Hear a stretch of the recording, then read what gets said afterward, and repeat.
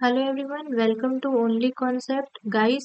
NTPC RRB का recently notification आया है। ये नोटिफिकेशन है रिगार्डिंग वेरियस वैकेंसीज जो कि टेक्निकल और नॉन टेक्निकल पोजीशंस के लिए की जानी है।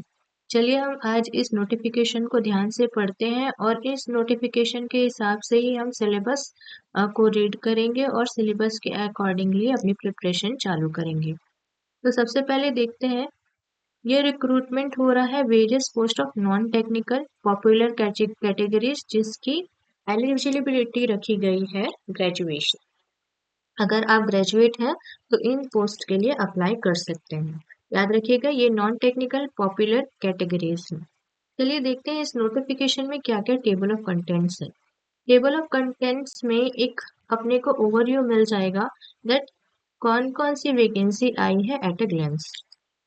इम्पॉर्टेंट इंस्ट्रक्शन इनमें देखने को मिलेगी कि ऑनलाइन रजिस्ट्रेशन कब से शुरू होना है और सबमिशन कब तक देना है। साथ ही इम्पॉर्टेंट एग्जामिनेशन की प्रोसेसेस के बारे में भी हम जानेंगे। वैकेंसीज कौन सी है, कौन कौन से मेडिकल स्टैंडर्ड्स है, एज लिमिट क्या है, एजुकेशन क्वालिफिकेशन क्या है, एग्जाम की फी कितनी होगी, हॉरिजॉन्टल रिजर्वेशन क्या है, वर्टिकल रिजर्वेशन क्या है, एक्सेट्रा सब कुछ हम डिटेल में देखेंगे। साथ ही ये भी देखेंगे कि इस वैकेंसी के लिए अप्लाई कैसे करना है। तो वीडियो को लास्ट तक देखिएगा और पूरी तरीके से सारी प्रोसेस समझ के अच्छे से अप्लाई कीजिएगा सो दैट आपका फॉर्म रिजेक्ट ना हो। चलिए स्टार्ट करते हैं। देखते हैं कि आरआरबी की वेबसाइट में जो डेट ऑफ पब्लिकेशन है वो है 13/9/2024, मतलब 13 सितंबर 2024 से को ये पब्लिकेशन हुआ था। ऑनलाइन रजिस्ट्रेशन 14 तारीख से शुरू होगी, दैट इज 14 सितंबर 2024। अब कब तक आप ये फॉर्म भर सकते हैं, तो 1 महीने का समय आपको दिया गया है। 13 अक्टूबर तक आप फॉर्म भर सकते हैं 11:59 तक। फी सबमिशन की डेट क्या है? फी सबमिशन आपको अक्टूबर 14 और 15 को करना है। साथ ही अगर आपको इसमें कुछ गलती हो गई है फॉर्म भरने में तो आप इसको सुधार कर सकते हैं 16 अक्टूबर से 25 अक्टूबर तक के बीच में। तो इम्पॉर्टेंट डेट्स इसमें आपको याद रखनी है कि 14 तारीख से आप फॉर्म भरना शुरू कर सकते हैं, 13 तारीख लास्ट डेट है। साथ ही फी सबमिशन की डेट है 14 और 15 अक्टूबर। साथ ही मॉडिफिकेशन की डेट है 16 से 25 अक्टूबर। इतना आपको याद रखना है। चलिए देखते हैं कौन कौन सी वैकेंसीज इसमें आई है। कुल 5 अलग अलग पोस्ट के लिए वैकेंसीज आई है, जिसमें सबसे इम्पोर्टेंट है चीफ कमर्शियल कम टिकट सुपरवाइजर। इसकी जो लेवल है 7th पे सीपीसी के हिसाब से 6th लेवल की पोस्ट है। इनिशियल पे आपको 35,400 का मिलेगा, मेडिकल स्टैंडर्ड B2 का मिलेगा। इसके लिए एलिजिबिलिटी का एज है 18 से 33 वर्ष। और अगर मान लीजिए एक एक 2025 के तर्ज पे आप देख रहे हैं, अगर एप्लीकेबल हुआ तो 18 से 36 वर्ष तक की आयु तक आप इसको भर सकते हैं। टोटल वैकेंसीज कितनी है, तो बहुत सारी वैकेंसीज है, दैट इज 1736, 1736 वैकेंसीज इसमें है इस पोस्ट के लिए। सेकेंड पोस्ट आती है स्टेशन मास्टर।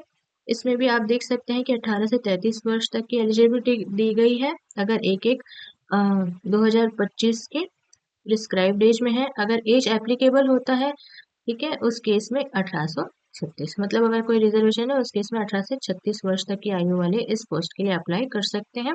कुल वैकेंसीज है 994। साथ ही नेक्स्ट जो इम्पोर्टेंट पोस्ट है वो है गुड्स ट्रेन मैनेजर।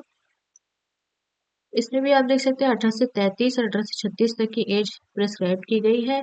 3144 पोस्ट इसमें अप्लाई है। वैसे ही junior account assistant cum typist, ये भी एक पोस्ट है। इसमें 1507 पोस्ट है। साथ ही 5वीं इम्पोर्टेंट पोस्ट है सीनियर क्लर्क कम टाइपिस्ट।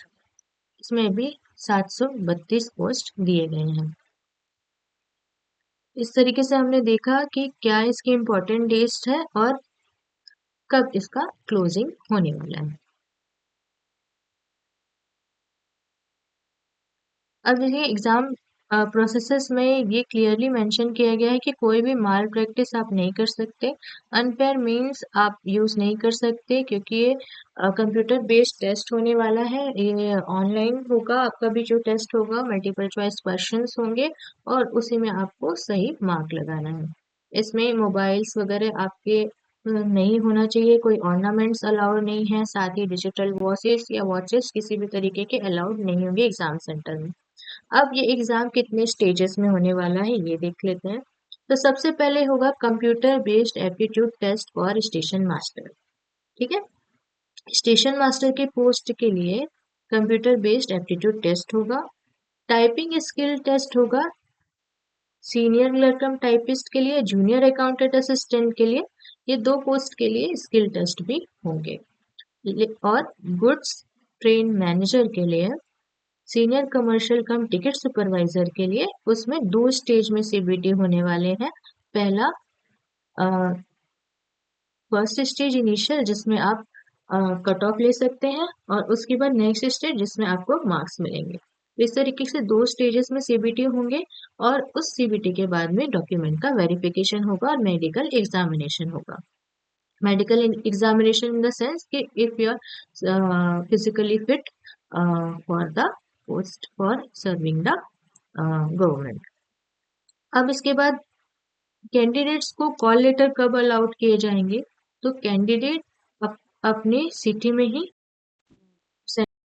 अप्लाई कर सकते हैं, लेकिन डिपेंडिंग अपॉन अवेलेबिलिटी जो आरआरबी है वो सेंटर्स को अलॉट करता है। अब शॉर्ट लिस्टिंग किस तरीके से होगी? आरआरबी शॉर्ट लिस्टिंग करता है सेकेंड स्टेज सीबीटी में, जिसमें 15 टाइम्स वैकेंसीज जो होंगी उनको रिक्रूट किया जाएगा। 15 टाइम्स जो वैकेंसीज होगी, पार्डन में, आरआरबी शॉर्ट लिस्टिंग करेगा सेकेंड स्टेज में उन्हीं लोगों को जिन्होंने कट ऑफ मार्क्स क्लियर किए हैं, और उन्हीं लोगों को बुलाएगा जो वैकेंसी के 15 टाइम्स होंगे। ठीक है, तो शॉर्ट लिस्टिंग करने की जो टेक्निक्स है वो अलग अलग पोस्ट के लिए अलग अलग दी है। अगर कंप्यूटर बेस्ड टेस्ट है, टाइपिंग स्किल सेट है, तो उसमें 8 टाइम्स वैकेंसीज को ही बुलाया जाएगा, क्योंकि वैकेंसीज के हिसाब से ही लोगों को बुलाया जाना कन्वीनियंट होता है। बिकॉज एक पर्टिकुलर पोस्ट के लिए लार्ज नंबर ऑफ कैंडिडेट्स होते हैं, तो इन केस 2 टेस्ट हो रहे हैं, सीबीटी भी हो रहा है, टाइपिंग स्किल टेस्ट भी हो रहा है, उस केस में 8 टाइम्स ऑफ द वैकेंसीज आपको बुलाया जाएगा। अब नेगेटिव मार्किंग क्या होगी? जैसे कि हम जानते हैं मल्टीपल चॉइस क्वेश्चंस होते हैं। उस मल्टीपल चॉइस क्वेश्चन में मान लीजिए कि 2 मार्क्स का एक क्वेश्चन है, तो 1/3 उसका क्या होगा? नेगेटिव मार्किंग होगा। मतलब 0.66 या 0.67 आपके मार्क्स कट जाएंगे अगर आपने उस क्वेश्चन का गलत उत्तर दिया है या गलत आंसर दिया है। सो अटेम्प्ट देख के करना है। जो आपको लगता है कि आप 100% श्योर हो, 75% श्योर हो, तो इस क्वेश्चन को अटेम्प्ट करना। और नहीं तो अगर आपको डाउट होता है, 50% से लेस उसमें श्योर हो, उस केस में आप क्वेश्चन को स्किप कर सकते हैं, सो दैट आपकी नेगेटिव मार्किंग के कारण से आपकी जो ओवरऑल मेरिट बन रही है वो खराब ना हो। इसके बाद इस नोटिफिकेशन में जनरल इंस्ट्रक्शन एक्सेट्रा है, वो आप देख सकते हैं।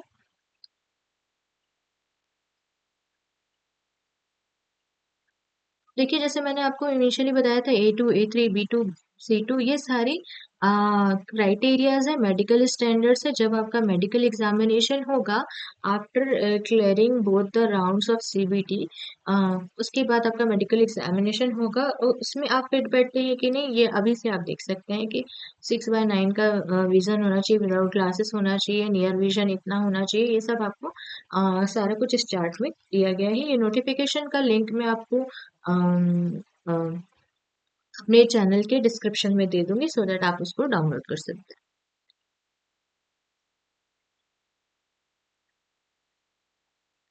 अब देखिए, कैंडिडेट को एलिजिबिलिटी क्राइटेरिया भी कुछ है, उसको कंसिडर करना है। जैसे कि वो इंडिया का सिटीजन हो सकता है, ठीक है, और सब्जेक्ट ऑफ भूटान हो सकता है, सब्जेक्ट ऑफ नेपाल हो सकता है, क्योंकि ये इंडियन सब कॉन्टिनेंट के अंतर्गत आता है, तो Nepal Bhutan is also considered. Age limit देख लेते हैं। एज ग्रुप दिए गए अलग अलग के लिए, अनरिजर्व्ड और ईडब्ल्यूएस सेक्शन के लिए, ओबीसी नॉन क्लियर के लिए, एसटी एससी के लिए, और अदर कम्युनिटी कैटेगरी के लिए। तो ये आप देख सकते हैं कि इस टाइम फ्रेम में अगर आपका बर्थ हुआ है तो आप इस एग्जामिनेशन के लिए एलिजिबल हो सकते हैं। जैसे अनरिजर्व के लिए कहा गया है कि 2 जनवरी 1989 1989। ओबीसी के लिए दिया गया है कि 2 जनवरी 1986, और साथ ही एसटी एससी के लिए दिया गया है 2 जनवरी 1984। और लोअर एज लिमिट भी दी गई है कि अगर आपका जन्म 2007 के बाद हुआ है तो आप इस फॉर्म को नहीं भर पाएंगे। अब साथ में एज रिलैक्सेशन का भी मैटर होता है, तो आप ये देखिए कि ओबीसी के लिए 3 साल की छूट है, नॉन क्रिमिनल के लिए। वैसे ही एससी एसटी के लिए 5 साल की छूट है। एक्स सर्विसमैन के लिए आप देख सकते हैं कि 3 साल के लिए, और ओबीसी नॉन क्रीमिलियर के लिए 6 साल की, और एसटी एससी के लिए 8 साल की छूट दी गई है। वैसे ही पीडब्ल्यूडी अनरिजर्व्ड ईडब्ल्यूएस सेक्शन के लिए 10 साल की, पर्सन विथ डिसेबिलिटी, है ना, उनके लिए 10 साल, 13 साल, 15 साल और 40 साल, इस तरीके से कैटेगरी वाइज आप देख सकते हैं कि नोटिफिकेशन में रिलैक्सेशन दिया गया है। अगर आप पहले से गवर्नमेंट ऑफ इंडिया में आरआरबी के रेलवे स्टाफ के अंतर्गत काम कर रहे हैं तो उसमें भी आपको कुछ हद तक एज रिलैक्सेशन है, वो आप देख सकते हैं कि कैटेगरी वाइज दी गई है।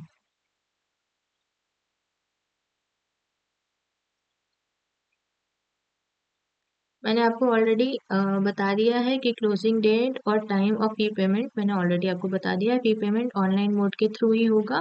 आप यूपीआई के थ्रू पे कर सकते हैं, आप बैंकिंग ऑनलाइन बैंकिंग के थ्रू पे कर सकते हैं।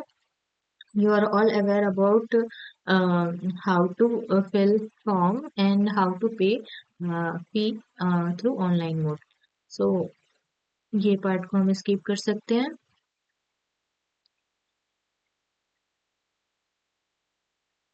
नोटिफिकेशन काफ़ी बड़ा है, आप इस हिसाब से देख सकते हैं कि इसमें बहुत डिटेल में सारा कुछ दिया गया है। मैं आपको रिकमेंड करूंगी कि आपको एक बार नोटिफिकेशन ज़रूर पढ़ना चाहिए।